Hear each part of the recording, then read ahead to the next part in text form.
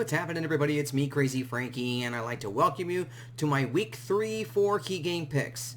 Before we talk about my picks for week number 3, just quick thoughts on what happened in week number 2. Obviously, it was what I call a devastating week last week for some football players. Obviously, the big story that came out of week number 2, Ben Roethlisberger with the elbow injury is going to be out for the season. This is a huge disaster for the Pittsburgh Steelers. Towards the beginning of the season, they were favorites to win their own division, possibly be a Super Bowl contender, but pretty much everything got scrapped after what happened to Ben Roethlisberger last week in the game against the Seahawks. His elbow injury, it is really bad. He couldn't even throw anything at all. It has now sidelined him for the entire 2019 NFL season, and who knows, maybe sidelining him the rest of his career, because elbow injuries really, I mean, if you're a sports athlete, when it comes to an elbow injury, say like a baseball player, coming back from elbow surgery and all that, you're not the same player. Now, Ben Roethlisberger is determined from a note that he sent out to the media, saying that he wants to come back stronger and all. He's going to honor the last year of his contract with the Steelers, which is next season. But it's really tough to say going forward if Ben Roethlisberger is going to be the same again. Now that really Pittsburgh's got a huge quarterback situation. Now that opens the door wide open now in that AFC North division to see what will happen the rest of the way in that tough AFC North conference. The other big AFC North division, I should say. The other injury was Drew Brees. Drew Brees in the game against the Rams hurt his thumb. He is going to have surgery on that thumb, and the projected timeline for him to be 6 weeks out. If you're a Saints fan, that is also devastating news. He really did struggle in the game against the Rams until he hurt his thumb. And obviously, yep, another blown call by the referees, which really that's not the story of it. It's really Drew Brees now. If Brees was healthy, and the Saints lost the game to the Rams, but if Drew Brees was healthy, and despite the fact they still lost the game to the Rams, no question that referee ruling of a fumble that should have been that was returned, picked up by the Saints and returned for a touchdown should have been a touchdown for that case. So basically, the referees really screwed the New Orleans Saints in that game. But really the big story really was Drew Brees getting hurt. Now that he's sidelined, now the NFC South division now is wide open now. I don't know if Bridgewater and that offense will stick together to try to make the Saints still contenders, as long as if Drew Brees does come back within that time period of 6 weeks. Especially for that kind of thumb, and especially that's your throwing hand too. It could be a lot longer, Saints fans. I don't know. To be quite honest with you, I wouldn't say that 6 weeks would be the approximate time, and this could be longer, depending on that thumb and how it heals. Other than that, Antonio Brown's debut with the Patriots went pretty smoothly. He did have some good playing time and did get a touchdown pass. But then again, look, the Patriots have played easy opponents. Even though you would have said Pittsburgh really was an easy opponent, yes, they were an easy opponent, because the way they played in that game in week 1, it was a disaster. Yeah, the Steelers and the Dolphins were their opponents now, and the Patriots' schedule does favor them, so in all honesty, it's tough to say what will come about the rest of the way for this team, and if they really are going to repeat as champions the way it's looking right now. Other than that, it was kind of a okay week number 2. Tough to really say now who, after it's only 2 weeks here, and of course one more thing I should mention here. The Browns finally got back on track. But then again, they beat up a very crappy Jets team that didn't have Sam Donaldson because of mono, and Trevor Siemian, who is out for the season, and they had to bring in a third-string quarterback. And that game that they had was not impressive. Was not an impressive win. They won by 20. They won by 20 points, but still, their offense is barely learning how to click, and it's going to be tough to say what will happen, especially they got tough opponents in their schedule. Anyways, enough about week number 2. Let's get into week number 3, shall we?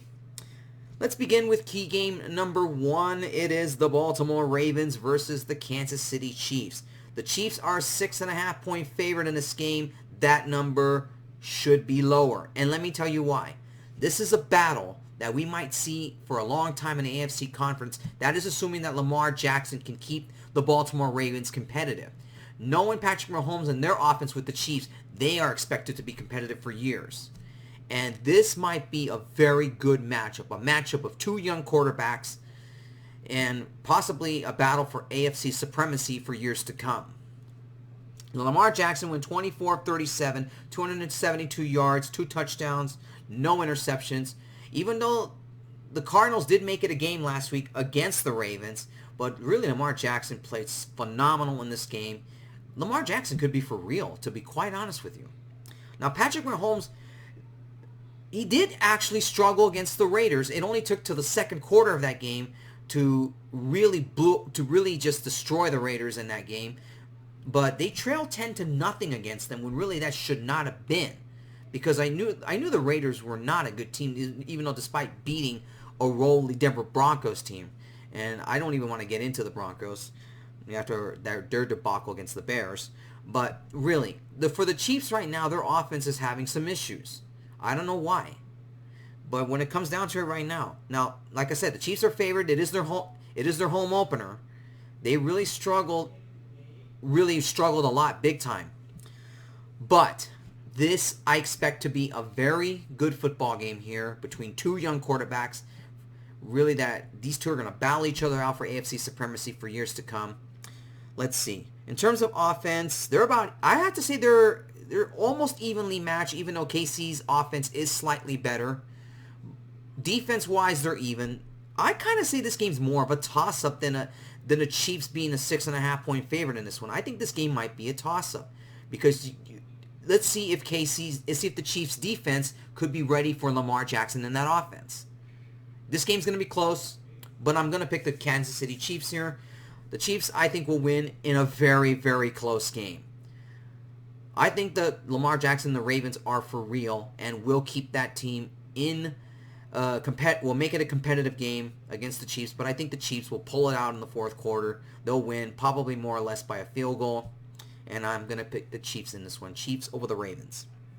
Key game number 2, the New Orleans Saints versus the Seattle Seahawks. This would have been an extremely intriguing matchup if Drew Brees hadn't gotten hurt. But I will honor this game as one of my 4 key game picks because now the New Orleans Saints are in danger of falling to 1-2, would really could hurt their chances. Now the Saints got a tough schedule, and so does the Seahawks. Now the Saints really struggled. Teddy Bridgewater really did not do all that well in the game against the Rams. The Rams defense really did a heck of a job stopping them. Bridgewater only went 17 of 30, 165 yards, no touchdowns, but luckily no interceptions. Russell Wilson last week in a big win over the Steelers, 29 of 35, 300 yards, and 3 touchdowns. This sort of favors now more Seattle in this game. The Seahawks really are not that huge of a favorite in this game. They are a favorite of 4.5. I would say that number might go maybe a little bit higher because of the fact that there's no Drew Brees for the Saints. The Saints offense may struggle. Camilla is going to have to really come up big in the running game for that Seahawks team.